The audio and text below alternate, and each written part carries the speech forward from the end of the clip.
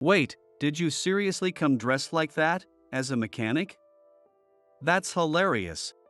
A strange feeling stirred in my chest. It was at a mixer on the weekend. I had only agreed to join because my friend begged me, saying they were short on people. I never expected to get criticized by a bunch of strangers the moment I walked in. You like working on cars? Ha! But can you even make a decent living off that? I bet you always reek of oil or something. One of them, idly fiddling with what looked like a designer bag, sneered, while another let their eyes scan me from head to toe before chuckling. In front of me, cocktails and wine lined the table, but I had completely lost my appetite. Their cold stares pierced through me, making my whole body feel heavier. Sorry, I just remembered I have something to do. I'm heading out. As I stood up, the rich guys smirked and followed after me, clearly enjoying themselves. Let's check out what kind of junker this guy drives.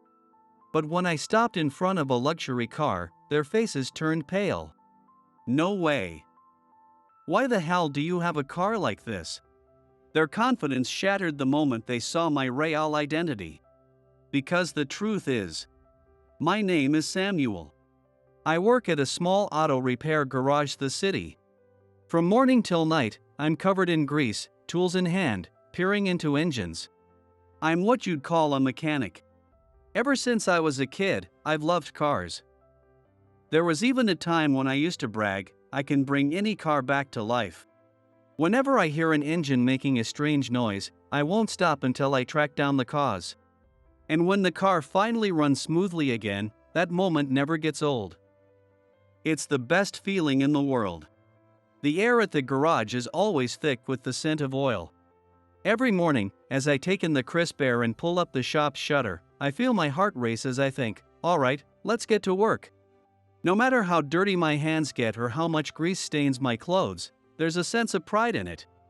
This is what it means to love cars. To outsiders, my job might seem like just hard labor, nothing flashy. But to me, this is my calling. Even if it's just routine repairs or minor maintenance, every time an engine sound changes, it feels like I'm listening to the car's voice. And when I finally finish a job and hand the car back to its owner, there's no greater satisfaction. That afternoon, as I waited for my convenience store lunch to heat up in the microwave, my phone buzzed. The name on the screen, Derek. We'd been friends since high school, though we'd grown a bit distant lately. Still, he was one of the few people I truly considered a friend. Hey, Samuel. How's it going? Not bad. What's up? Derek's voice over the phone sounded oddly excited. You free this weekend? Yeah, no plans. Actually. Would you mind coming to a mixer? We need one more guy. Mixers weren't my thing, and I never felt comfortable at these kinds of gatherings. But when Derek pleaded, come on, man. I couldn't find anyone else. It's just a casual drinking party, everyone's just there to have fun. It was hard to say no. After hesitating for a moment, I finally sighed and said, fine, whatever. Derek immediately responded, sounding relieved, you're a lifesaver. I'll text you the time and place. I'm counting on you, and then hung up. I wasn't exactly thrilled about the idea, but at least my weekend plans were set. Then, the day of the mixer arrived. As usual, I was working at the garage from early morning, but a series of unexpected issues kept me tied up longer than I had planned.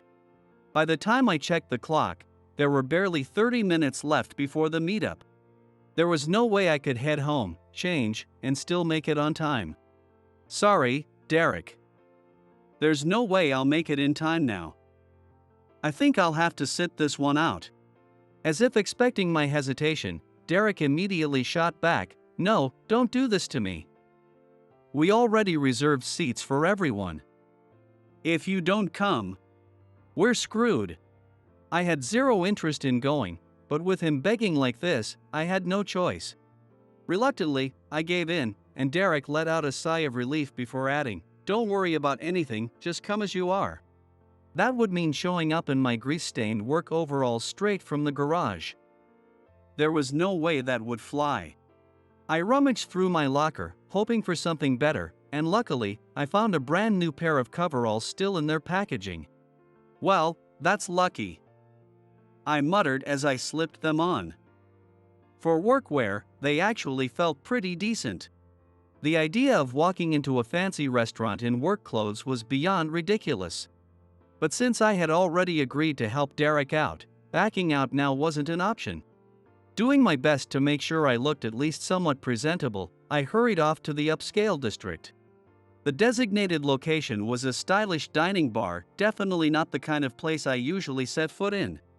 As I pushed open the glass doors, I was met with dim ambient lighting, a sleek bar counter lined with elegant glasses, and a sophisticated atmosphere. Feeling more out of place than ever, I made my way to the private room where Derek had told me to go. When I opened the door, several men and women were already seated. "Samuel! Over here!" Derek called, waving me over. As I followed his voice, my gaze landed on a row of women, all impeccably dressed. Nice to meet you all," I mumbled awkwardly, giving a slight bow. They were far more elegant than I had imagined, no, way beyond anything I had expected. From their hair to their nails, even their handbags and accessories, everything about them was flawlessly coordinated. I felt completely out of place sitting at the same table as them. Apparently, they were a group of women Derek had met through his business connections. To put it simply, they were the type to host parties in high-end hotels. That should give you an idea of their social status. On the men's side, aside from Derek, there was only one other guy. He was dressed in a perfectly tailored suit. His tie and pocket square impeccably coordinated. And yet, as he glanced over at me, I could see a smirk tugging at the corners of his mouth. He was definitely judging my outfit. The moment I sat down, one of the men across from me openly grimaced. "Derek, who the hell is this? You never said you were bringing this guy." "I mean, yeah, I told you to bring anyone, but come on, man. You really messed up with this one." His condescending tone made me instinctively glance in his direction. He was wearing a sharp suit, his hairstyle to perfection. His refined demeanor practically screamed wealth and privilege, but his eyes were filled with arrogance. Derek leaned in and whispered, "That's Nathan, the heir to one of my clients' companies." I could see the discomfort on Derek's face as he quickly bowed his head in apology. "Sorry, Nathan. We were short on people, so I had to call him last minute. He's an old high school friend." But Nathan didn't even pretend to listen. "Well, whatever. Since you're already here, at least try to entertain us," he said, his tone dripping with mockery. Across the table, the women, dressed to perfection, exchanged glances before giggling. "Sorry," Derek muttered under his breath. "Just hang in there for a couple of hours. Then we'll be done. I promise I'll make it up to you." I forced a small, strained smile. "Don't worry about it. I already felt completely out of place just sitting here, but since I had been dragged in as a last-minute replacement, it wasn't like I could just walk out. So, with no choice but to tough it out, I took my seat, secretly hoping the night would be over as soon as possible. And just like that, a round of introductions began. Well then, let's introduce ourselves properly.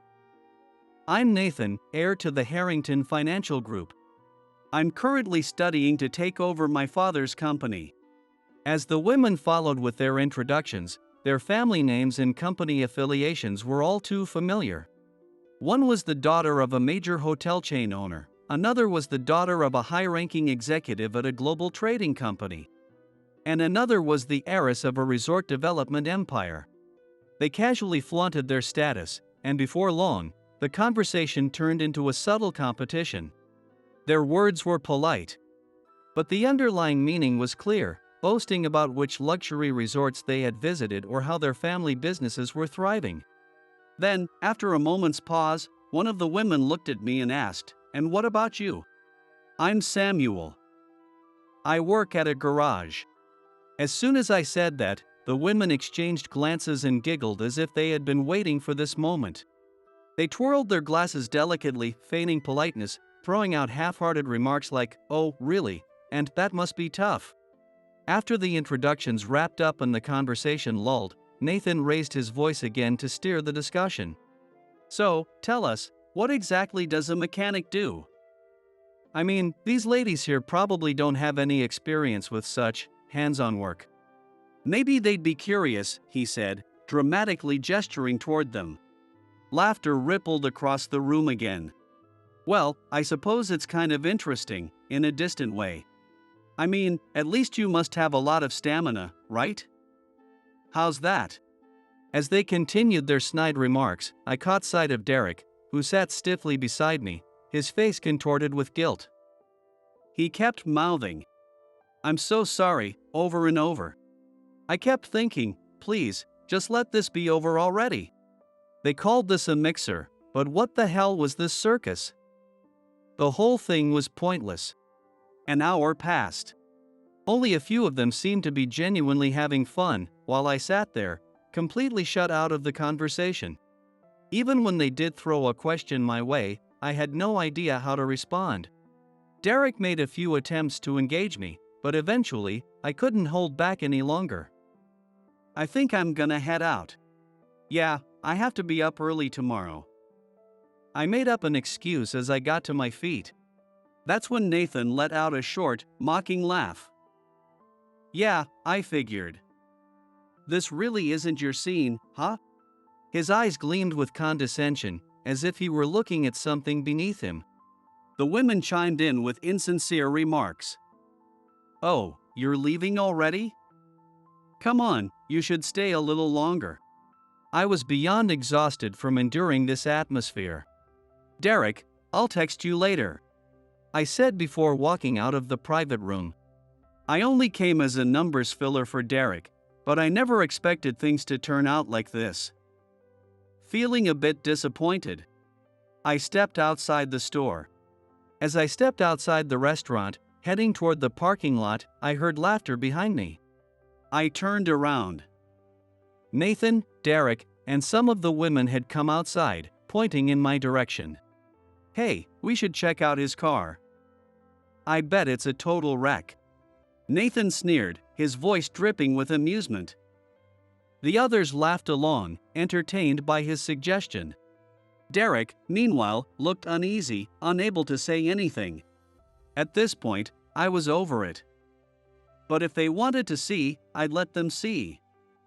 Without a word, I walked deeper into the parking lot. Under the dim glow of the streetlights, the metallic blue body of my car came into view. Its sleek curves and aerodynamic lines were unmistakable, a relatively new Ferrari model. What the hell? A Ferrari? You've got to be kidding. A mechanic driving this? Nathan and the women stood frozen, their previous smirks wiped clean off their faces. For a moment, the night was silent. I unlocked the car and slid into the driver's seat. Nathan suddenly rushed toward me, his voice frantic. "Hey, how the hell do you own a car like this? Who the hell are you?" I turned the key. The deep, rumbling engine growled to life, echoing through the night air. I rolled down the window and met Nathan's stunned gaze. I never hit anything. I love cars, so I work at a garage. But I also happen to be the CEO of an auto service company. I own a few businesses, including an industrial waste management firm. I just prefer to work on cars myself, that's all. Nathan's lips trembled as he stood there, speechless. The women stared at me in disbelief. CEO? No way. That can't be true. Their confusion was evident. I took my time before continuing. I don't care about flaunting money or status. It's just not my thing. But calling someone here just to mock them? That's pretty pathetic. I don't know what kind of air you are, Nathan, but if anyone here is out of place, it's you. The confidence Nathan had earlier shattered in an instant. His face turned ghostly pale, and the women beside him exchanged awkward glances. "Well then, Derek. You owe me for this mess. You'll be making it up to me soon," I said before lightly revving the engine. The sharp, high-pitched exhaust note echoed through the dimly lit parking lot as my Ferrari smoothly pulled away. In the rearview mirror, I could see them all standing there, frozen in stunned silence. Just moments ago, they had been laughing at me, assuming I was beneath them. And now, they were completely dumbstruck, struggling to process the truth. I didn't feel an overwhelming sense of satisfaction, but at least I had gotten the last word. As the car glided onto the wide avenue at night, the rhythmic hum of the engine resonated pleasantly. The anger and humiliation boiling inside me seemed to ease just a little. A few days later. As always, I arrived at the garage early in the morning, rubbing my sleepy eyes as I unlocked the shutters. Just as I picked up my tools and began my routine inspections, I heard a car pull up outside. At first, I thought it was just another delivery or a customer dropping off their vehicle. But something about the engine caught my attention. It was too smooth, too refined. Definitely high-end. Without thinking, I set down my tool and muttered, "Huh," as I glanced toward the half-open shutter. A pure white car gleamed, reflecting the light. Parked in front of it was Derek's familiar minivan. A moment later, another luxury car pulled in smoothly and came to a stop. Derek stepped out of the driver's seat and waved. The door of the luxury car beside him opened, and a woman appeared, in an elegant dress that accentuated her long, slender legs. It was Rebecca, the young lady I had seen sitting next to that arrogant heir at the mixer the other day. "Yo. What's this about?" Brushing off the front of my work clothes with my hand, I walked toward them. Derek looked down, scratching the back of his head like a kid caught in trouble. "Listen, Samuel. I really want to apologize for the other night. I had no idea Nathan would act like that. I never meant for you to go through all that crap." There was no doubt that those words were directed at me, the one who had been looked down on at the mixer. Watching him bow his head made me feel a little guilty. Derek wasn't to blame for all of it. And the fact that he came all the way here to apologize just proved he was still the same honest guy I'd known for years. I adjusted the wrench in my hand and put on a casual smirk. "Don't worry about it. You just needed an extra person, right? I get it. Just make it up to me by treating me to a feast. I'm talking premium barbecue. Or maybe some high-end car parts. But fair warning, my tastes are expensive." When I made a joking remark, Derek chuckled and nodded firmly, saying, "That's no big deal." The corners of his eyes softened slightly, as if with relief. Meanwhile, Rebecca stepped forward and gave me a slight bow. I wanted to apologize as well. I didn't mean to be part of something so disrespectful. I'm truly sorry for what happened. Back at the mixer, she had seemed reserved, maybe even hesitant about the whole thing. But now, standing in front of me, she carried herself with grace. Polite yet firm. There was a refined air about her, but not the kind that felt condescending. If anything, her sincerity was refreshing. "You don't need to apologize for that. You didn't do anything wrong. So, what brings you here? Don't tell me you're organizing another mixer." Rebecca let out a small laugh before glancing at her car. "Actually, I wanted to ask if you could do a maintenance check on my car. I usually take it to the dealership. But Derek told me you treat engines with great care. I'd rather have someone I trust look at it." There was a genuine passion behind her words. If she really wanted, she could have her car serviced by the best VIP mechanics her family's wealth could buy. But instead, she had chosen to come here, to a small independent garage. I felt my chest tighten with excitement. It wasn't just about the job, it was the recognition of my craft. "That's a great request. I'd be happy to take care of it. Looks like you've got a V engine under the hood, right? It's a newer model." so I doubt there's anything major wrong, but I'll check everything thoroughly. I've got the diagnostic tools straight from the manufacturer, and I can source any parts you need. Just say the word. Even as I spoke, my mind was already mapping out the entire inspection process. The unique electronic control system of European cars, the condition of the suspension, the wear on the brake pads. There's no end to what I want to check. With luxury cars, every single part is crafted with precision, which makes the work all the more rewarding. For minor adjustments, I can get it done today. If it's urgent, I can start right now. Rebecca gave a small nod before softly asking, then, I'd like to stay and watch. I don't have anything urgent. So would it be okay if I waited here? The garage wasn't exactly the most comfortable place. The air was thick with the scent of oil and grease. And the brake room was nothing more than a plain prefab unit. Honestly, this is far from the kind of place a young lady would usually stay for long. But does she really not mind? You're welcome to stay, but I wouldn't say it's comfortable. The noise can get pretty loud, and you might get some grease on your clothes. I warned.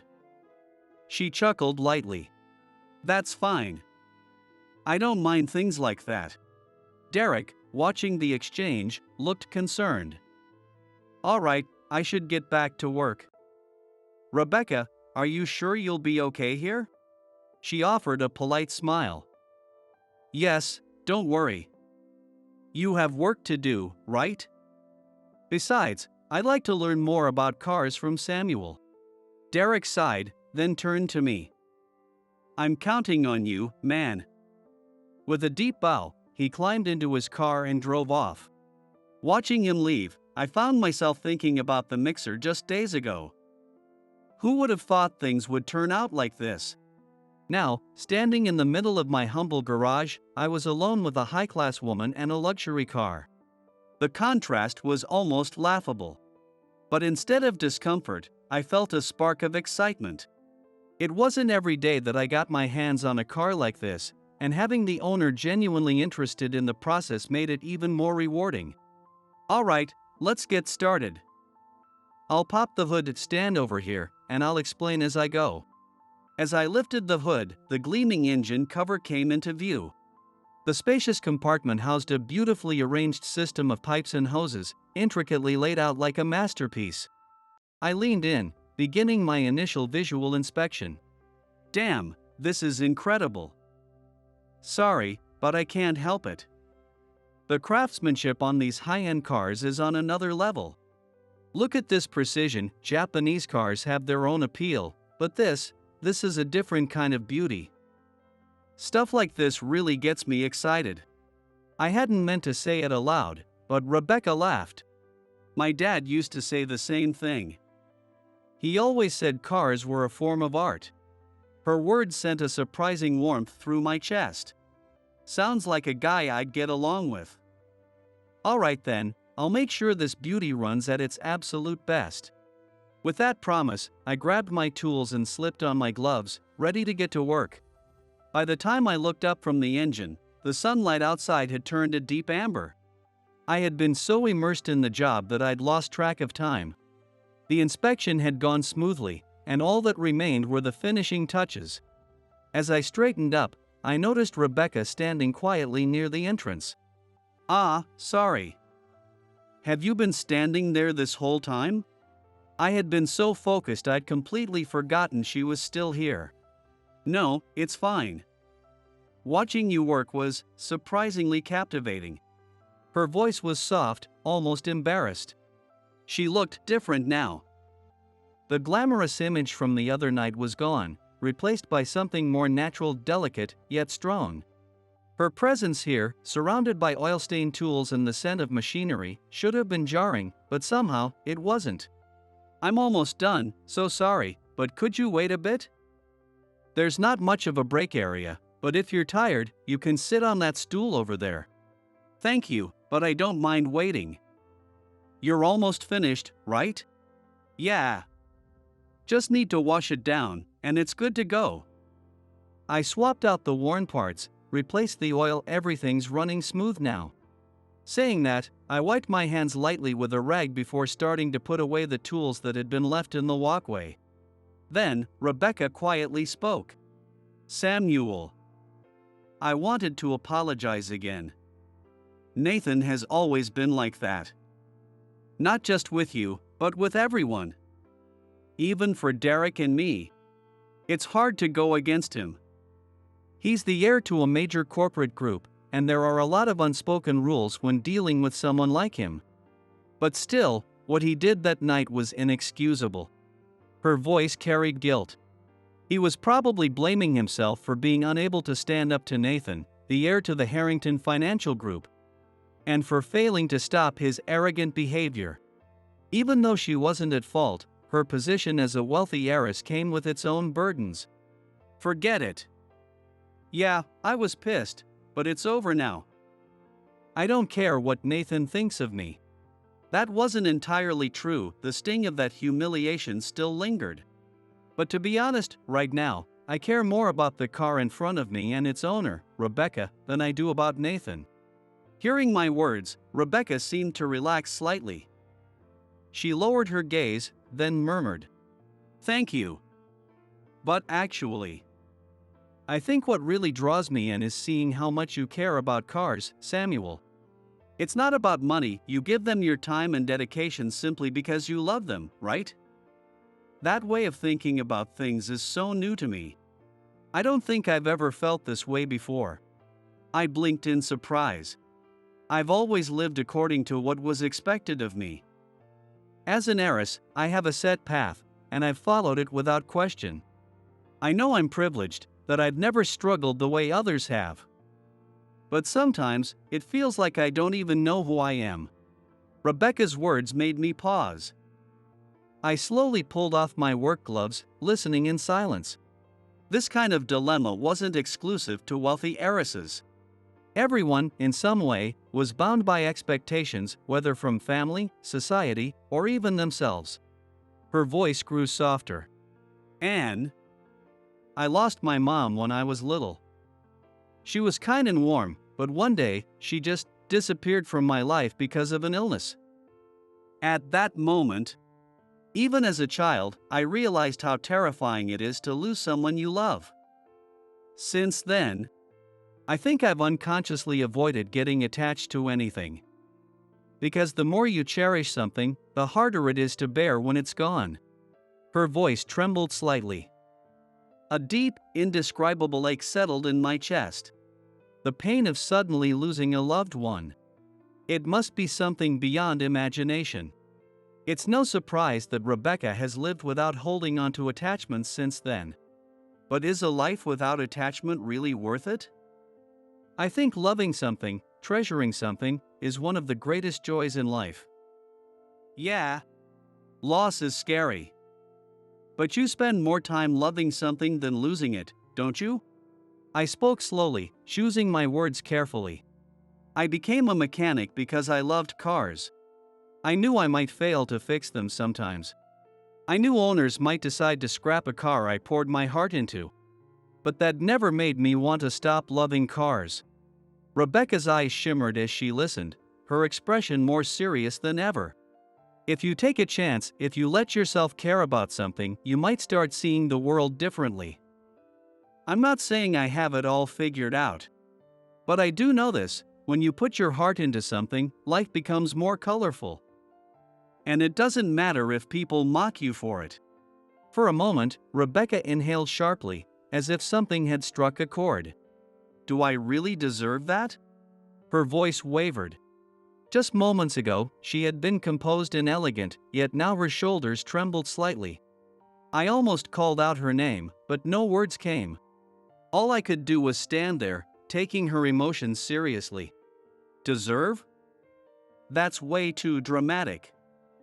Loving something isn't about permission. It's human. Of course, it's scary to lose things. But if you spend your whole life avoiding attachments, won't that be even lonelier? Missing out on that kind of happiness, that's the real waste. The words left my mouth more naturally than I expected. But I meant every single one. Thank you. It's scary, but I think you're right. I should try to find something worth treasuring, in my own way. Rebecca wiped at the corners of her eyes, her lips curling into a small smile. Something about that simple gesture, her brushing away tears, her faint smile, hit me deep in the chest. I found myself smiling back without thinking. Then, as if suddenly remembering something, she took a small breath before speaking. This car. It's also a keepsake from my mom. To be exact, a small part of it. My mother had a custom part she always wanted to pass down to me. It's not much, just a small modification, but she said she wanted her child to have it one day. Every word carried an undeniable warmth. Her mother hadn't just loved cars. She had wanted Rebecca to carry on that love, even in a small way. This car wasn't just transportation, it was filled with memories, irreplaceable and deeply personal. That's why I've always wanted to take care of this car. And when I heard about how much you respect engines, I knew you'd treat it with the care it deserves. I'm really glad I asked you to look at it today. And, in the future, could I keep coming back? There wasn't a moment of hesitation in my response. Of course. Whether it's engine trouble or a scratch on the paint, just bring it to me. I'll make sure it's always in top condition. The instant I said it, her face lit up. Gone were the tears from moments ago. Now, her smile was bright, full of something new. It's surely a big step for her. Thinking that this smile comes from the moment she decided to fully embrace her mother's keepsake, I can't help but feel warmth in my chest. And, besides the car, can I see you again? I don't fully know what I'm searching for yet, but when I'm with you, I feel like I'm beginning to figure it out. My heart skipped a beat. I hadn't expected that. I had been expecting a request about the car. Not about us. Well, of course, I don't mind. I mean, I'm not free all the time, but I can always make time. But, I usually wear this jumpsuit. So where exactly would we even go? I don't really have any nice clothes. My words came out rushed, my voice completely giving away my nervousness. Going out with someone like her, a true lady, was something I had never even imagined. Would we go to a fancy restaurant? Have tea in a luxurious hotel lounge? Just thinking about it made me feel completely out of place. Seeing me like that, Rebecca let out a soft laugh. Then let's go shopping together next time. As a thank you for taking such good care of my car, I'll pick out a few outfits for you. Wait, no, that's too much. I can pay for my own clothes. Don't be stubborn. Think of it as my way of showing appreciation. Okay? Fine. I'll take you up on that. But in return, I'll keep doing your car maintenance at a discount. Deal? Struggling to find the right words, I let out a slightly embarrassed smile. She giggled. That sounds fair. Thank you. For a moment, the garage fell into a comfortable silence. Outside, the night had fully settled in. The overhead work lights cast a cool white glow, reflecting off the polished car like a mirror. The quiet atmosphere felt strangely sacred. I straightened my back a little. Well then, let's finish this up with a wash. Wanna help? I wasn't sure why I asked. Maybe because I thought that physically interacting with her mother's keepsake, taking care of it with her own hands, might give her a new perspective. She widened her eyes for a moment, but quickly brightened and said, "That sounds great. I never imagined myself washing a car alongside a high-class heiress." The thought alone felt surreal. But strangely enough, I didn't mind it. In fact, it was kind of exciting. Careful not to slip, all right? And your clothes are gonna get wet. I know. I don't mind, it sounds fun. Her gentle smile seemed to shine even brighter under the pale yellow garage lights. Feeling my heart start to race, I absent-mindedly handed her the soapy sponge. Together, we carefully washed the body of the luxury car filled with memories of my mother, running our hands over it as if tracing its history. We didn't exchange many words, but I could feel a warm bond beginning to form between us. By the time the evening twilight began filtering through the garage windows, the car we had meticulously cleaned gleamed like new. As we continued wiping off the water droplets, opening the doors and peering under the hood to check every detail, I stumbled upon something completely unexpected. On the underside of the car, a small device discreetly attached. At first, I barely reacted, just thinking, huh? What's this? A black case, no bigger than a keychain, was firmly secured to the car's undercarriage with strong adhesive tape, hidden in an inconspicuous spot. At first, I thought it was some kind of factory-installed security feature. But when I picked it up, I immediately recognized the tiny antenna module inside. It was some kind of GPS tracker that communicated with satellites. Rebecca, do you know anything about this? Careful not to panic, I leaned in and whispered to Rebecca. She widened her eyes and shook her head. A GPS tracker? No. I've never seen it before. I always take my car to the dealership for maintenance. And my dad wouldn't install something like this without telling me. Unease spread across her face. Well, of course, finding a tracking device secretly attached to your own car is anything but normal. Some people install them themselves as a precaution against stalkers, but judging by Rebecca's reaction, that clearly wasn't the case. For now, I removed the device, crawled out from under the car, and showed it to her. Has anyone been following you lately? Any strange encounters? It felt like something straight out of a bad movie, but this wasn't something to take lightly. Rebecca frowned, deep in thought, then shook her head. I don't know. Nothing obvious. Considering her status, it wasn't surprising that people would try to get close to her. But a GPS tracker? That was another level of disturbing. You need to be careful. It might be best to have a professional check your security or even report it to the police. Just as I finished speaking. So this is where you've been, Rebecca. Suddenly, a low male voice rang out from behind me. I turned my gaze toward the garage entrance and saw a familiar figure in a suit. It was Nathan, glaring at me with sharp eyes.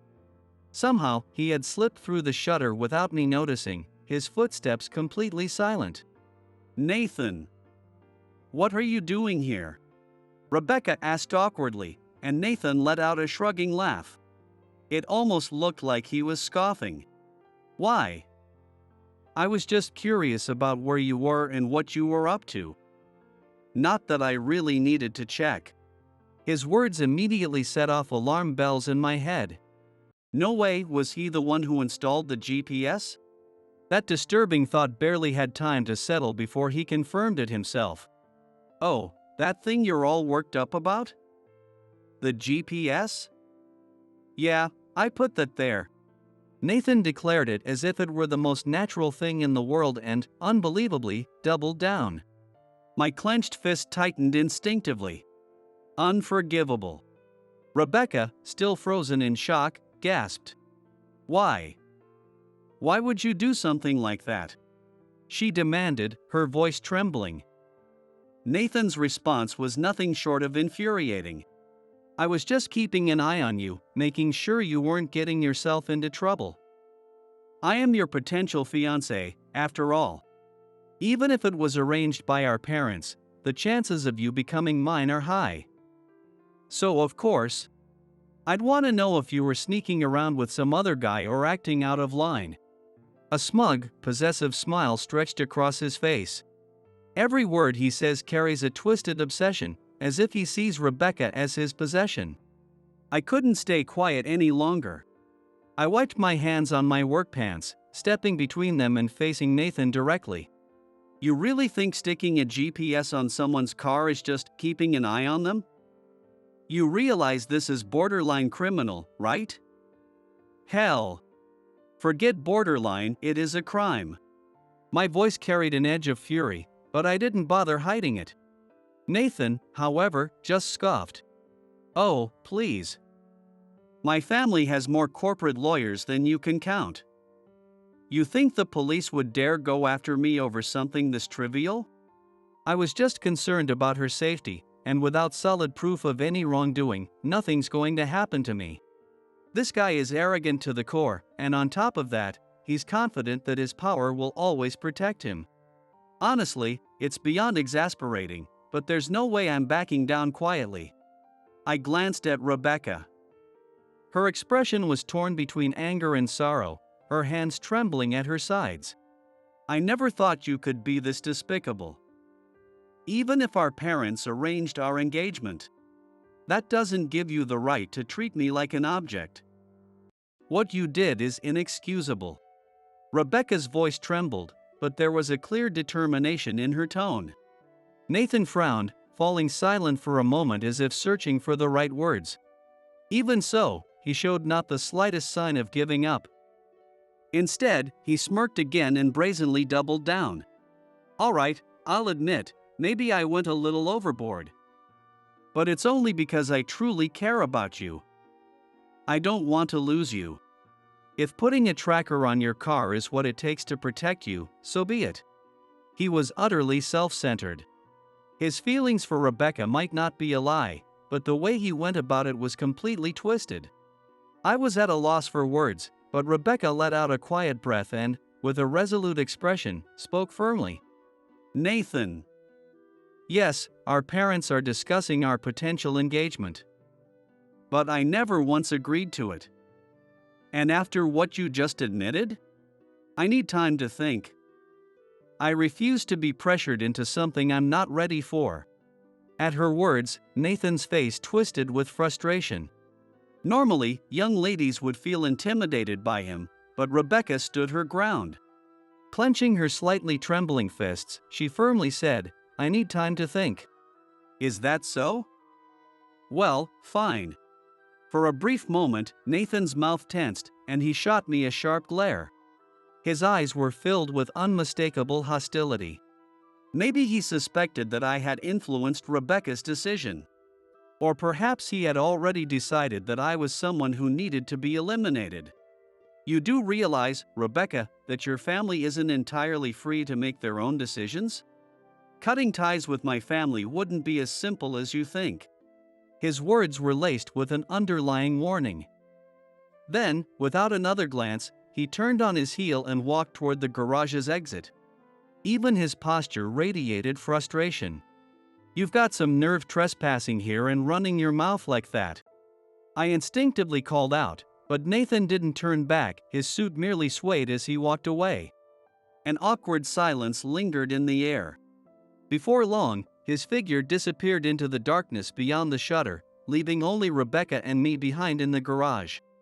She trembled slightly, as if struggling to keep her emotions in check. Sorry. If I'd been more thorough earlier, I might have caught that GPS tracker before tonight. It wasn't just empty regret, I meant it. I had gone over her car carefully, but if I checked deeper from the start, I could have found it before Nathan had a chance to gloat about it. But Rebecca shook her head. This isn't your fault, Samuel. This is all because of what he did. But still, knowing I was being watched like that without my knowledge, it's disgusting. Infuriating. Her voice wavered with frustration. Without thinking, I placed a reassuring hand on her shoulder. I get it. Right now, it probably feels like a lot. But listen, I'm here. Your car is clean, no more trackers. And from now on, I'll be extra careful. I'll figure something out so that bastard can't pull any more of this stuff. At the very least, I couldn't let Nathan do whatever he wanted. No matter how much power he had, I wasn't about to let him put her in danger. Rebecca's expression softened ever so slightly, and she glanced at me before giving a small, reserved nod. Thank you. I feel safer knowing you're here. But I don't want to drag you into this. Nathan already sees you as a threat. I couldn't care less. He's been pissing me off since the moment we met, and now that he's crossed the line with the GPS? Yeah, I'm really not letting this slide. But more importantly, if anything happens, call me, alright? As I spoke, I glanced down at the GPS I had just removed, glaring at it. The fact that something like this was attached, just how badly did he want to control Rebecca? The sheer distortion of it, far from anything that could be called love, made my stomach turn. I will. And, Samuel, I do need time. My dad's expectations, our family's ties, it's complicated. Cutting him off completely won't be easy. But just like with my mom's car, I want to take care of my future with my own hands. Hearing that determination in her voice made me feel strangely at ease. She was stronger than she realized. That's exactly why, even while being cornered by Nathan, she's trying to take a step forward. Then take all the time you need. Just remember, you've got me in your corner. As I repeated my words like a vow, Rebecca gently closed her tearful eyes and gave a quiet nod. All right, it's already late. The car is in perfect shape, and the GPS tracker is gone. Let me drive you home, Rebecca. At that, Rebecca hesitated for a moment before giving a small smile. Thank you, but I'll drive myself home. Are you sure? You're still shaken, and it's pretty late. Let me take you. Thank you. Then, I suppose I'll let myself rely on you just a little. Rebecca accepted my offer, a faint look of relief crossing her face. Right now, her heart must be swirling with countless emotions. If I can be there for her, even just a little, that alone makes me feel at ease. Shoving the removed GPS device into my pocket, we pulled down the garage shutter and drove off, disappearing into the night. With the city lights glowing in the distance, Rebecca sank deep into her seat and let out a quiet breath. Her slightly trembling shoulders seemed to be gradually settling down. Thank you, Samuel. I just wish I had met you sooner. Her quiet words caught me off guard. My fingers tightened around the steering wheel for a second. When I glanced over, I saw Rebecca with a faint smile, gazing off into the distance. She looked as if she were reflecting on the past or perhaps envisioning the future. Her delicate profile. Feeling a warmth rise in my chest, I pressed down on the accelerator and quietly drove through the night-lit city. A few days later, I was back at the garage, immersed in my work as usual. I spent my mornings covered in oil, my hands wrapped around wrenches, listening to the silent language of engines. My life's work is conversing with cars, aligning the blueprint in my mind with the feel of my hands. Just as I glanced at my watch, thinking it was about time for a lunch break, it happened. At the garage entrance stood a familiar figure in a suit. Nathan. What do you want? Brushing off my mechanic's coveralls, I met Nathan's intense gaze head-on. Then, to my absolute shock, he spoke words I never thought I'd hear. I want to talk. Anne. I might have gone too far the other day. I get it now, if I keep pushing like that, I'll lose her for good. As he muttered those words, a hint of unease flickered in his eyes. I was momentarily at a loss for words. Never did I expect that someone so full of pride would actually apologize. All right. I'm listening. Talk. I watched Nathan carefully as he averted his gaze, clearly uncomfortable. I need my car looked at. Something's been off lately. I've taken it to the dealer, but they can't pinpoint the issue. You know cars, right? Fix it for me. I couldn't hide my surprise. The same guy who sneered at mechanics was now asking me for help? Are you seriously trying to make amends? I asked, skeptical. Nathan frowned slightly. I don't care about you, but I don't want Rebecca to hate me. And I'm not trying to cheap out, I'll pay whatever it takes. Just fix it. His words were blunt, but there was something in his tone that felt genuine. And if nothing else, I knew he wasn't lying about the money. I debated my next move. I could refuse. I had every reason to.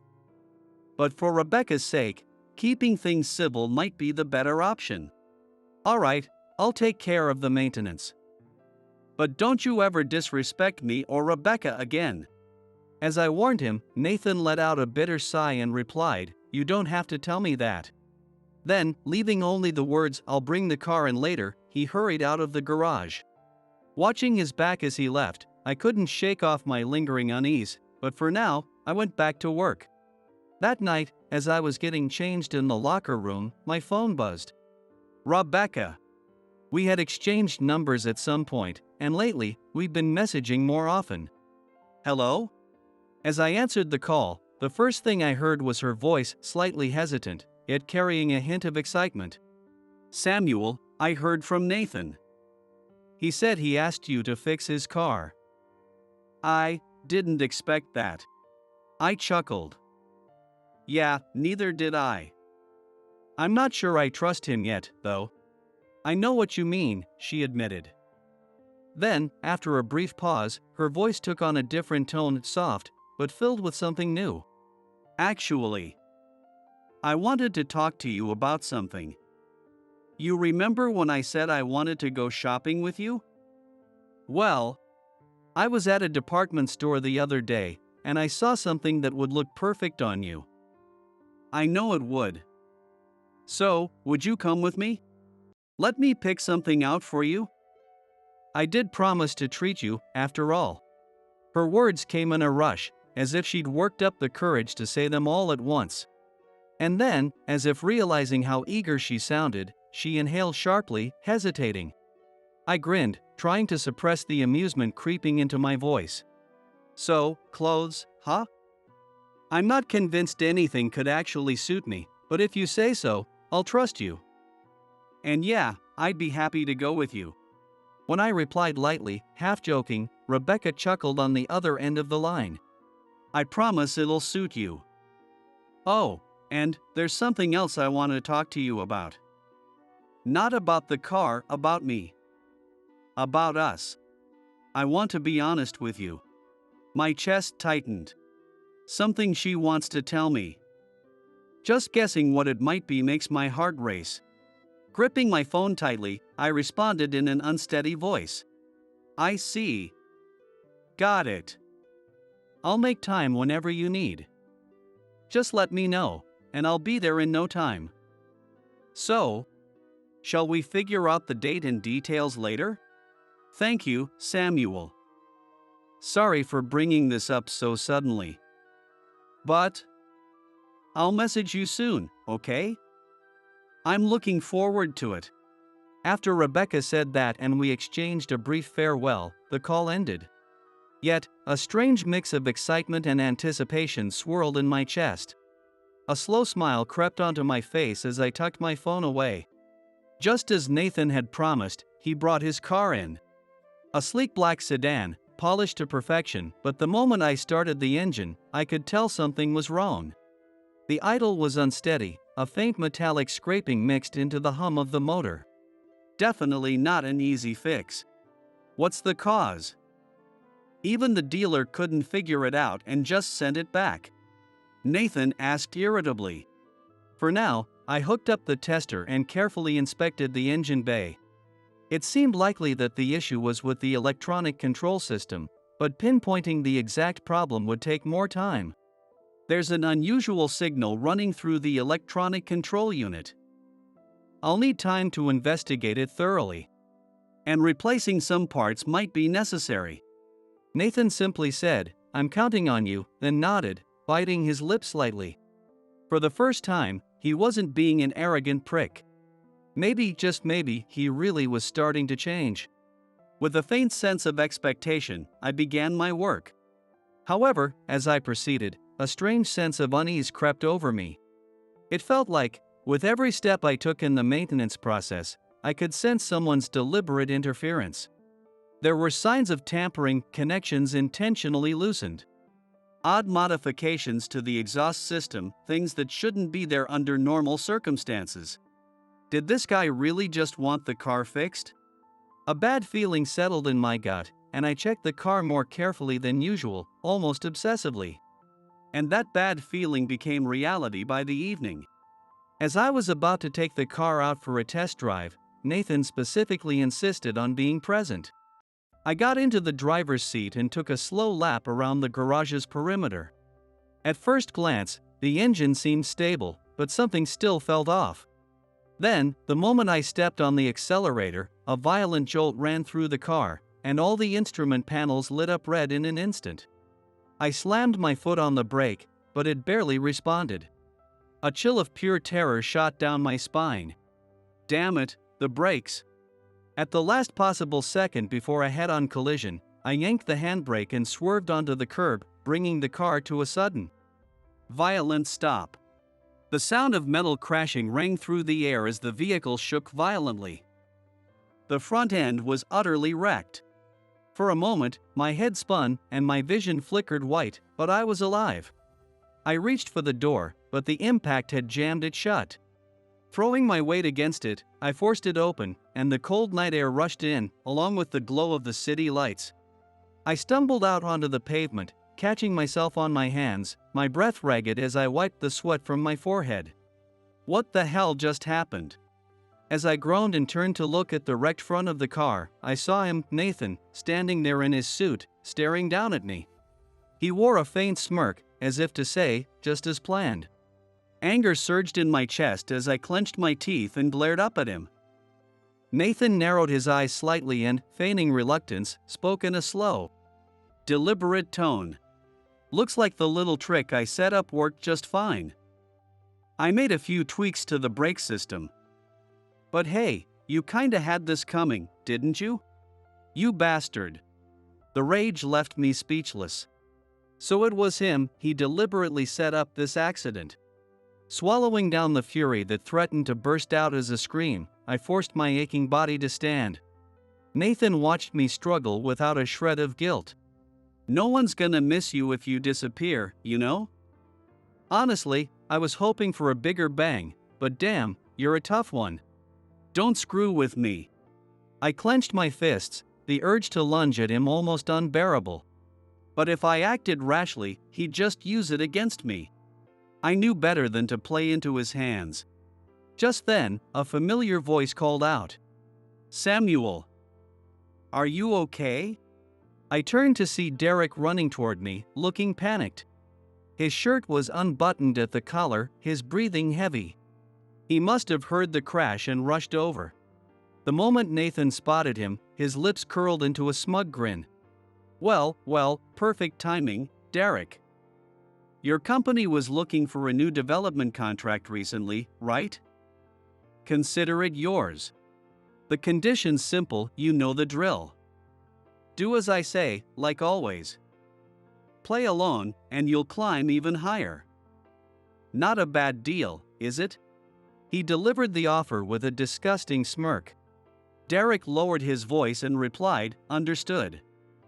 At the same time, he slowly reached into his pocket and pulled out his phone. A wise choice, Derek. Nathan nodded in satisfaction, flashing a triumphant grin. I caught a glimpse of Derek's phone screen as he tapped at it, and for a brief second, a cold realization struck me. Then, Derek turned back to Nathan and bowed slightly, his expression unreadable. Nathan, satisfied, narrowed his eyes.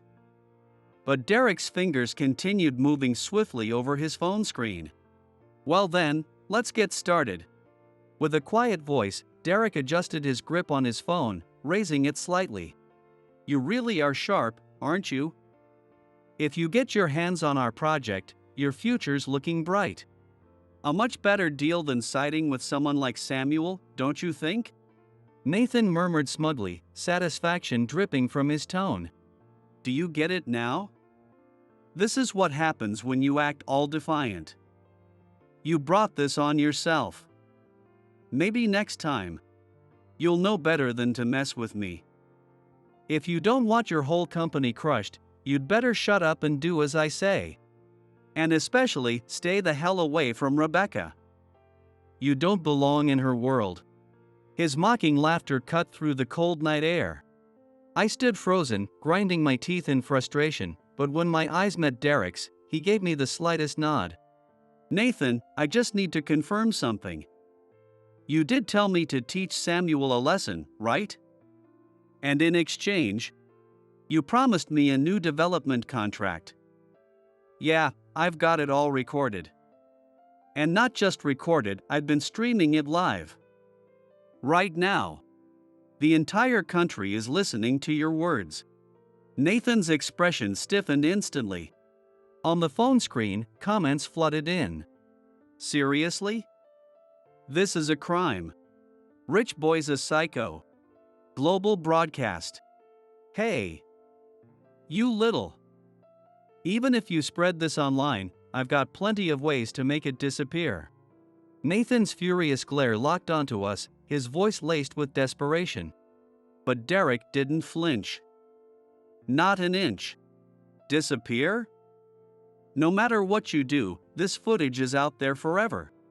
A scandal like heir to a conglomerate sabotages a mechanic's car to cause an accident. You think you can erase that completely with money and power? As Derek pressed on, Nathan's fists trembled with rage. You little. Fine, then. I'll blacklist you from every single one of my company's business partners. I'll strangle you financially until you're begging on the streets. His furious roar cut through the night air, momentarily silencing everything. But then Derek took a single step forward. His eyes, sharper than I'd ever seen them, gleamed with unwavering determination. Go ahead. Cut us off if you want. If using money and power to crush people is how you do things, then we'll just have to fight back in our own way. Nathan shot him a murderous glare, but Derek remained unshaken. Instead, he continued in a calm but resolute voice, still burning with anger. Do whatever you want. I didn't build my company just to grovel at your feet.